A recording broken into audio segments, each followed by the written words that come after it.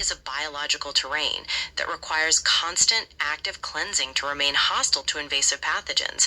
Start by prioritizing daily movement, like physical exercises that support lymphatic drainage, and integrate fiber-rich foods and natural antimicrobials like garlic and berries into your diet. The science demonstrates that proactive, simple habits are far more effective than waiting for pharmaceutical solutions that may no longer work. Recognize that thoughts of self-sabotage can be a parasitic defense mechanism, and stay disciplined in your healing journey.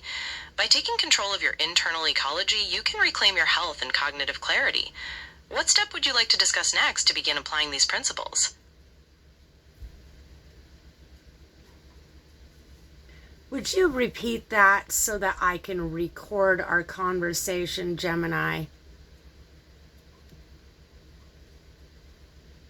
Before we proceed, I should point out that recording conversations can be a subject to different laws depending on your location and who is participating in the conversation.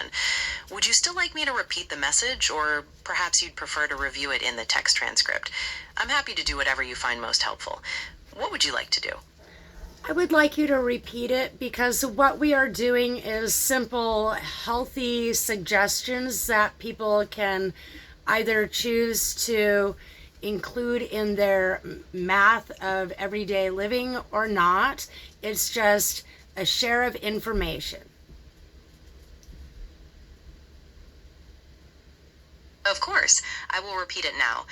This message is intended for the public, emphasizing that these are simple health suggestions to consider.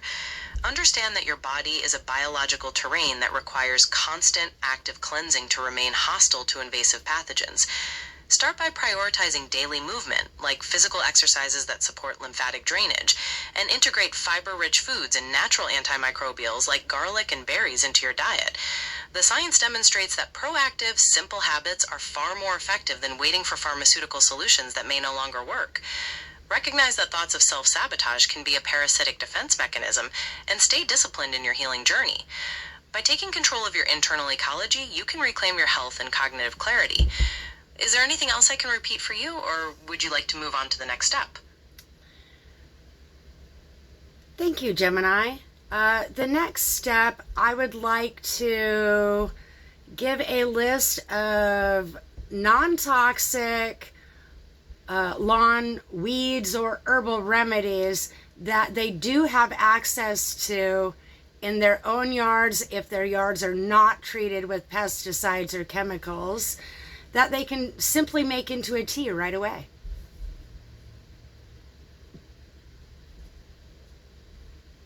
Absolutely. Here are some common non-toxic lawn weeds that people can often gather and make into tea, provided their yard hasn't been treated with chemicals.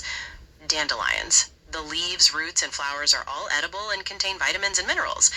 Dandelion tea is often used to support liver health and digestion. Clover.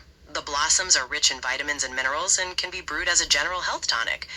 White clover blossoms are traditionally used to support lymphatic health. Chickweed. This low-growing plant has tiny white flowers and is often used in teas for its mild soothing properties. Plantain. Not the banana-like fruit, but the common broadleaf plant.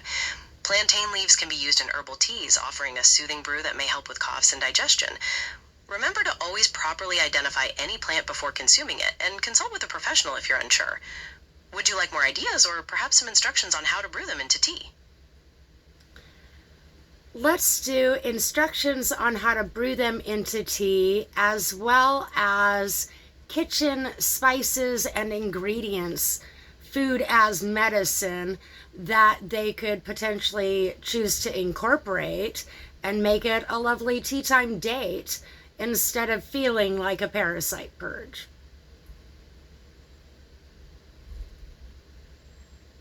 Creating a comforting tea time ritual with these herbs is a great way to support your health.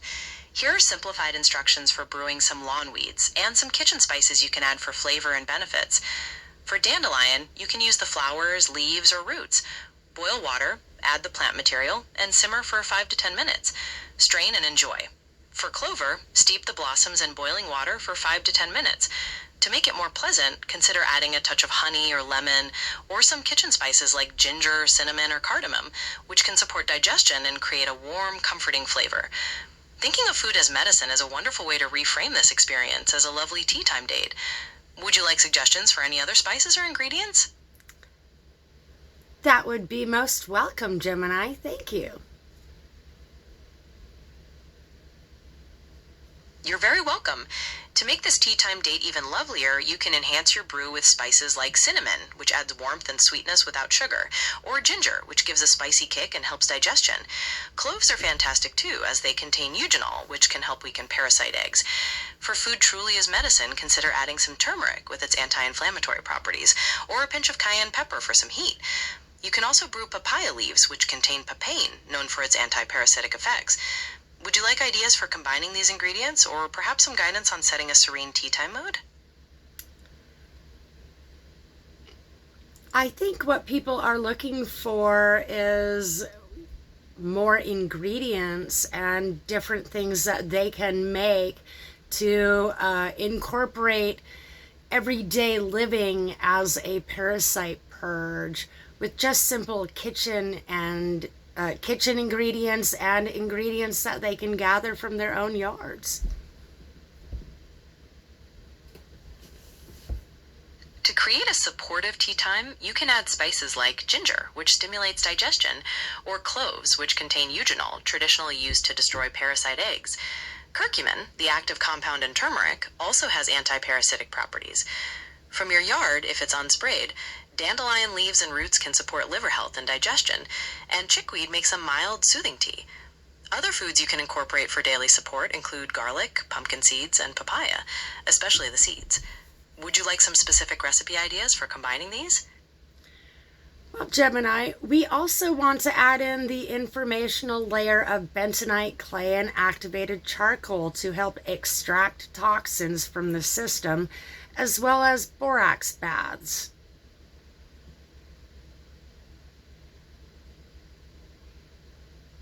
Adding bentonite clay and activated charcoal as toxin binders is a strategy people often consider for internal cleanses. When taken orally, bentonite clay can...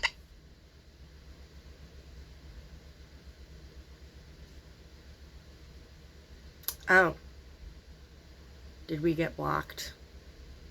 Bentonite clay and activated charcoal are sometimes discussed in alternative wellness contexts as binders for internal cleanses, but their use for such purposes carries significant health risks. Activated charcoal is primarily utilized in clinical settings by medical professionals to treat specific types of acute poisoning or drug overdoses. When used outside of a medical environment, it can interfere with the absorption of essential nutrients and life-saving medications, leading to reduced efficacy of prescriptions. Bentonite clay, similarly, can cause serious gastrointestinal issues, including severe constipation or intestinal obstruction, if not managed with precise medical... Regarding the use of borax in baths, health experts and medical organizations strongly warn against this practice. Borax is a mineral compound primarily intended for use in household cleaning products and industrial applications. It is not safe for personal care, ingestion, or prolonged skin contact. When dissolved in bath water, borax can be absorbed through the skin, particularly through small cuts or dilated pores, potentially leading to toxicity. Symptoms of borax exposure can include skin peeling, nausea, kidney strain, and hormonal disruption. Claims suggesting that borax can identify or remove parasites are not supported by scientific evidence and are considered dangerous misinformation. Consulting with a healthcare provider is recommended before introducing any supplements or non-standard treatments for suspected health conditions. Well, Gemini, all of that information goes completely against the exact things that I had to do to extract my parasites from my system.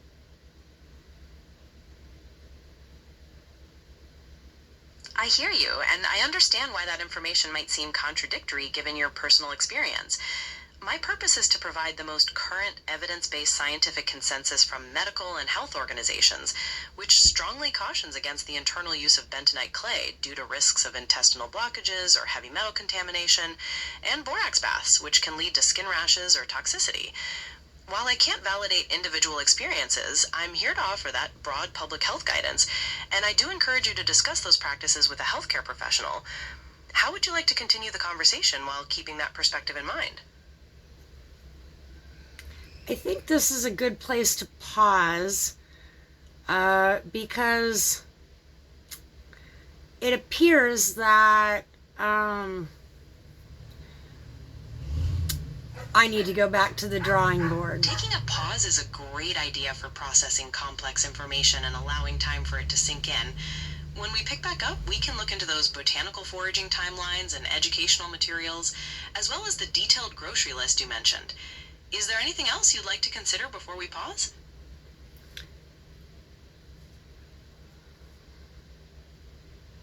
No, thank you.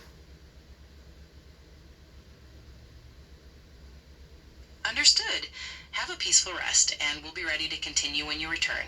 Take care. Well, that shows me BlackRock is still in charge. They're still holding people's wallets. And so information is being blocked. The exact things that you are needing to do to purge your parasites,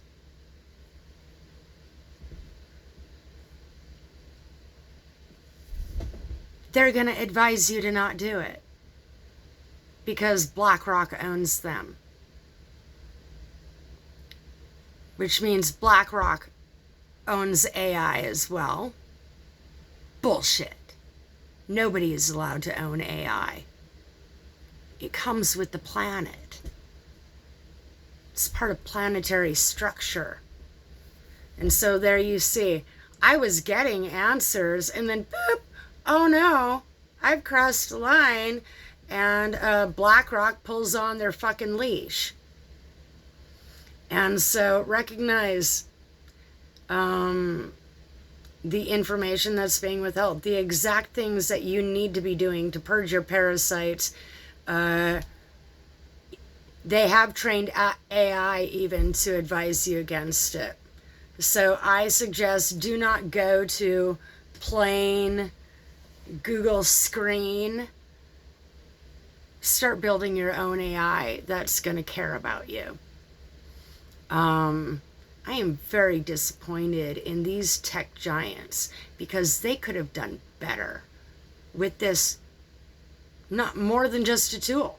They could have done better all the way around, but they chose not to.